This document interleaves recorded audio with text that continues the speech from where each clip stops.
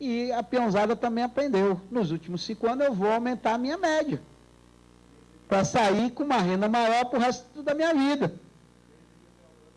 Todo mundo está fazendo. Está tirando dobra do outro. Está até comprando a dobra do outro. Aí o gerente diz, não, agora eu quero enfrentar novos desafios e vou embarcar. E ainda escreve isso, que eu já vi. E todo mundo está fazendo.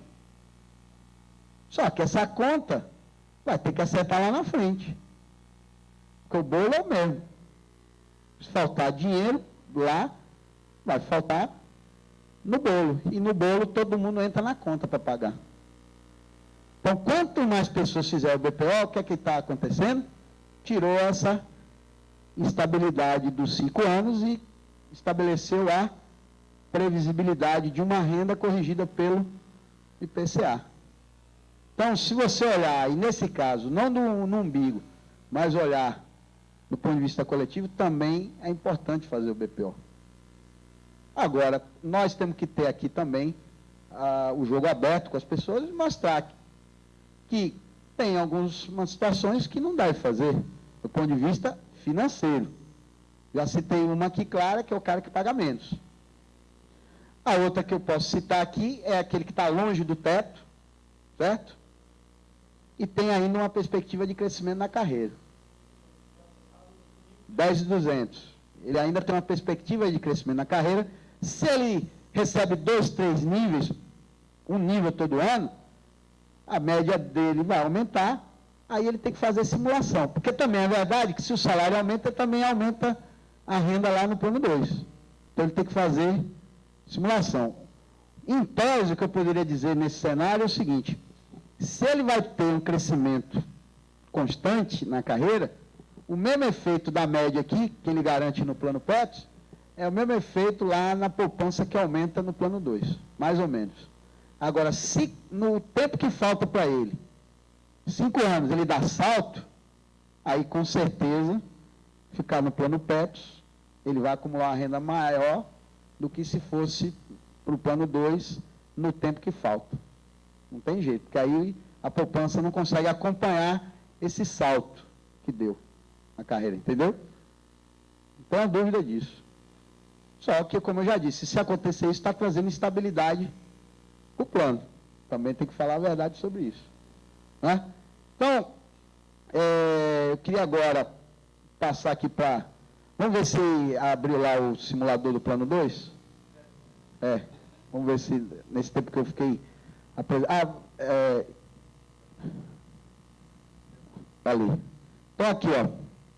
O simulador do plano 2, R$ 940 de contribuição e uma renda de R$ 1.082 em fevereiro de 2019, que representa 9,6% do meu salário, lá em 2019.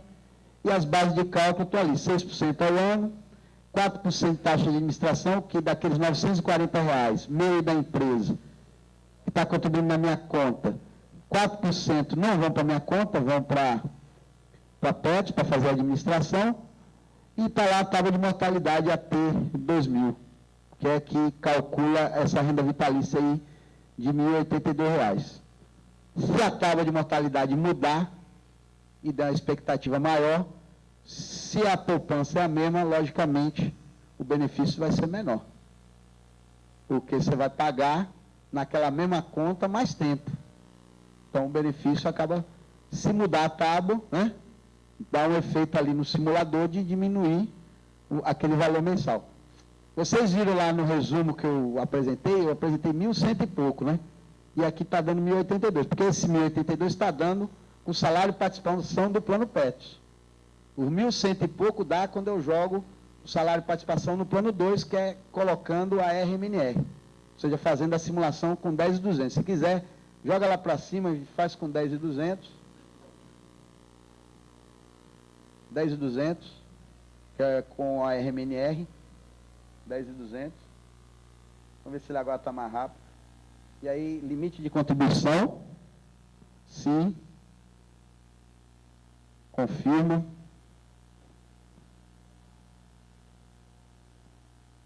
Ficou lento de novo.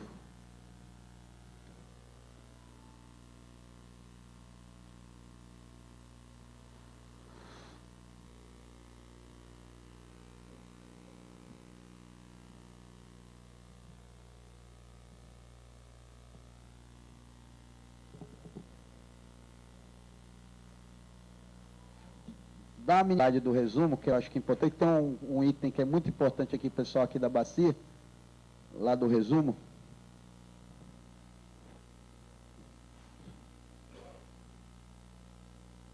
Petros, resumo.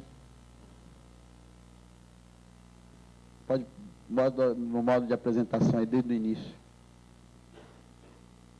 Aí. Vamos lá, pode passar. Então, vantagem e desvantagem em aderir ao BPO, para concluir aqui e abrir para as perguntas. A opção pelo BPO é pessoal e a vantagem em aderir ou não deve ser analisada de acordo com a realidade de cada participante. No entanto, como regras gerais, apresentamos. Participante que ganha próximo ao teto de contribuição ao plano ou acima dele, não terá restrição a esse limite se fizer a opção pelo BPO e aderir ao plano 2, garantindo dessa forma uma poupança sem limite. Então, se ele é 15 mil reais, ele é depois de 82, se ele for para o plano 2, vai recolher sobre 15.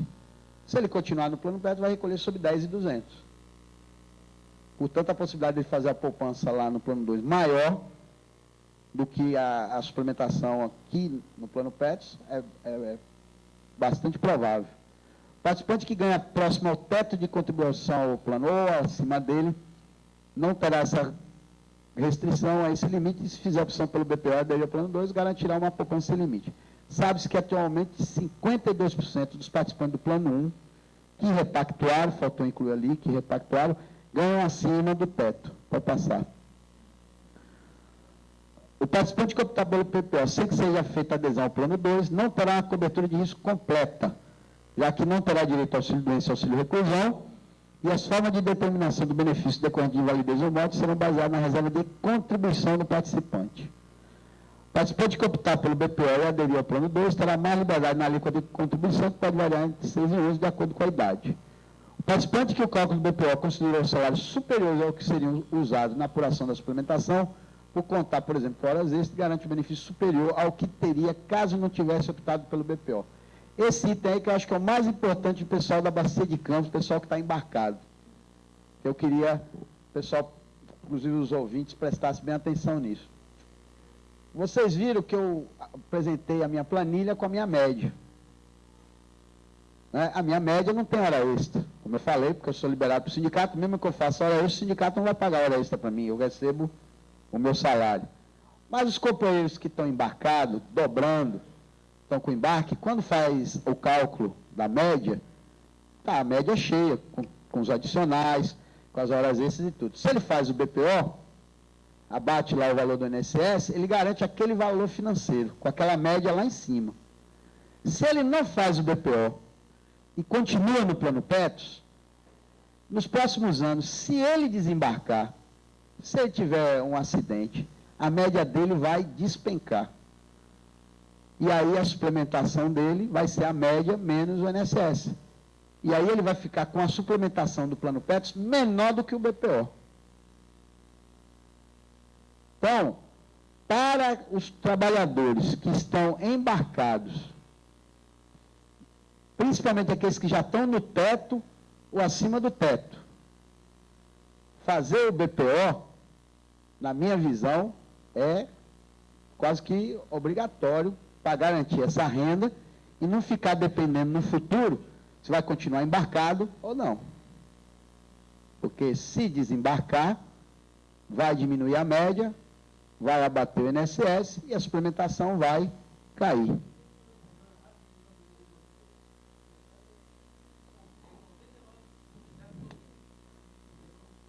Deixa eu só fazer a conclusão aqui, você vai ser o primeiro inscrito.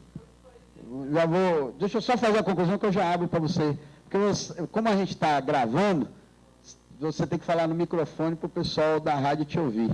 E eu, o companheiro aqui está com outro microfone sem fio aqui. Então, vamos continuar aqui para concluir o resumo, passa para o outro slide. O participante que optar pelo BPO aderir ao plano 2 terá assegurado benefício de risco no caso de invalidez e morte mais vantajosos, além de manter o direito dos beneficiários ao pecúlio integral pago pelo plano Petros. Para o trabalhador que estiver abaixo do teto de contribuição e distante do direito de requerer o benefício do plano Petros, a opção pelo BPO é vantajosa, pois ele terá assegurado a garantia do benefício mínimo pelo plano Petros 2. Mas esse caso aqui é mais de 10 anos que falta para aposentar, tá? Que o benefício mínimo do plano Petros 2 é 10 VRPs. A VRP, abre ali o plano 2, só minimiza aí, não cancele não. Minimize e abra lá o plano 2, vê se ele já abriu. Já abriu. Está lá, 1.156, está vendo, com os 10.200, e a VRP, o valor da VRP é R$ 190. Portanto, o benefício mínimo do plano 2 é 10 VRPs, ou seja, R$ 1.900. Então, o cara que está distante lá de pedir o benefício, fazer o plano 2, ele garante esse benefício mínimo de R$ 1.900. Então, pode ser vantajoso, porque às vezes tem aquelas pessoas que não crescem mesmo no salário, fica lá embaixo, e aí, portanto, pode ser vantajoso esses R$ 1.900 que ele vai garantir no mínimo lá no plano 2. Vamos agora para a apresentação de novo, para a gente concluir. Isso. Pode, slide número 5 agora, que é o último. Módulo de apresentação aqui, do lado, embaixo. Isso. Ao optar pelo BPO dele plano 2, o participante contará com a conta individual na fase de formação da poupança e tudo que o participante contribuir será utilizado para a constituição do seu benefício, inclusive a rentabilidade dos investimentos conquistados pelo plano. Se o contingente significativo de participantes aderir ao BPO, grande parte dos riscos de desequilíbrio atuarial ficam reduzidos, que é a questão de transferência do risco, estabelece o valor financeiro corrigido pelo IPCA, tudo isso estabiliza o plano Petros e reduz os seus riscos. O BPO pode não ser vantajoso para o participante que esteja muito próximo de requerer o benefício do plano Petros, menos de um ano, uma vez que não haverá tempo suficiente para acumular uma poupança razoável no novo plano, né?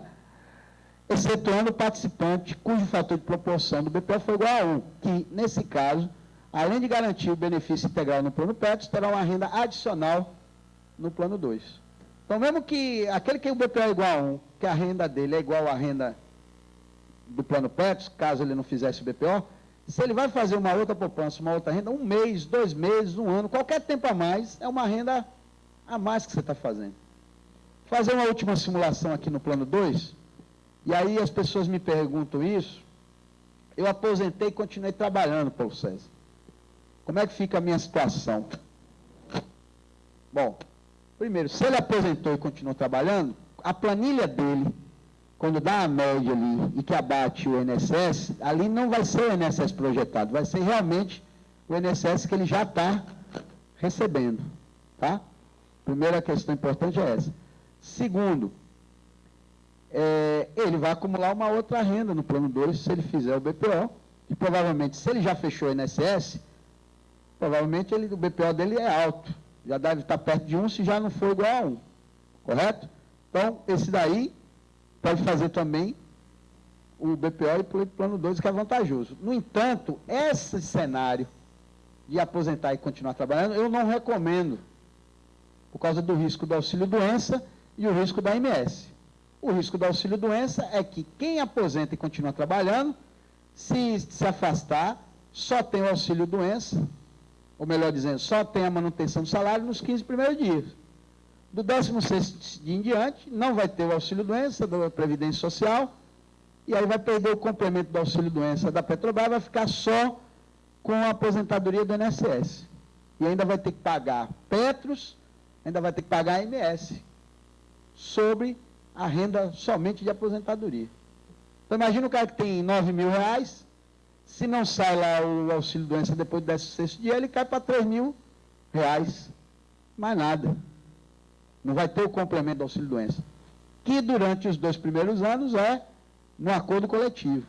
No 3º ano em diante, é o plano Petros ou o plano 2 que vai pagar o auxílio-doença. Só que no plano Petros ou no plano 2, se não tiver o auxílio-doença da Previdência Social, também não vai receber o auxílio-doença do plano.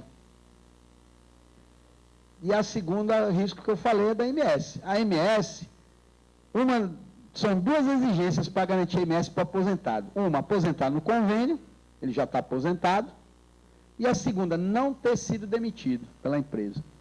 Então, se ele mantém um contrato de trabalho ativo, ou seja, aposenta e continua trabalhando, se ele for demitido, ele